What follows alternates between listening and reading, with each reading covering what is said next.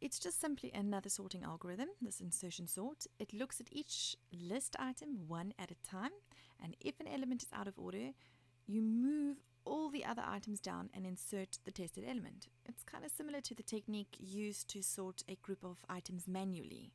So an example would be if a list contains 2, 3, 1, and 4, you want to place it in ascending order using insertion sort. First, your test values 2 and 3, you do not move because they're in order. Second, you test 1 and the third in list. So therefore we move 2 and 3 to the later positions and insert 1 in the first position. Alright, for example, if we look at the insertion sort method, we want to place in ascending order this list over here. And we want to do it using the insertion sort. Now, if we had to do this without using insertion sort, just manually, we will have to test the values 2 and 3, and we'll go, they do not move because 2 and 3, they're in order. They are in ascending order. Then we test 1 and the third one in the list, so 3 and 1. And we see, okay, 1 is definitely not out, so we're going to take 1 and we're going to move 2 and 3 to later positions and just simply insert 1 into the first position. Alright, since that we're working with scores here, we're going to assume that size over here is equal to 5. Alright, using our original scores, 90, 85, 65, and 95, and 75, we're going to go through the logic of the figure 8.13.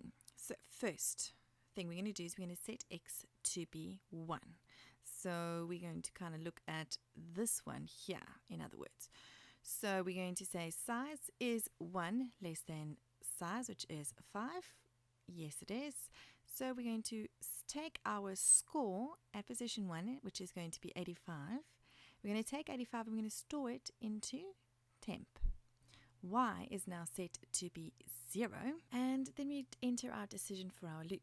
So while y is greater than or equal to 0 and score y, so at position 0 is greater than temp, so our score y at position 0, so is 90 greater than our temporary value? Yes, it is. Then we are going to swap them by using score y plus 1. So score 0 plus 1, which is now 1, is equal to score y. So here we just swap them using the temporary variable here. Then over here we place the temporary variable into y plus 1. This statement here allows us to exit the loop and allows us to now take 85 and put 85 into at position 0, because this will be minus 1 plus 1. So now we're going to have 85 here and 90 here. Please try the rest of the numbers and see how the insertion sort algorithm works. Here is another application developed by Brian Borowski. It's our insertion sort method. I've inserted into our array the dot 5 elements, 90, 85, 65, 95, 75, and have a look how through the insertion points here, through the logic, what's actually happening within the program. You can see they're using a for loop again, and see if you can make sense by jotting down on a piece of paper what's actually happening.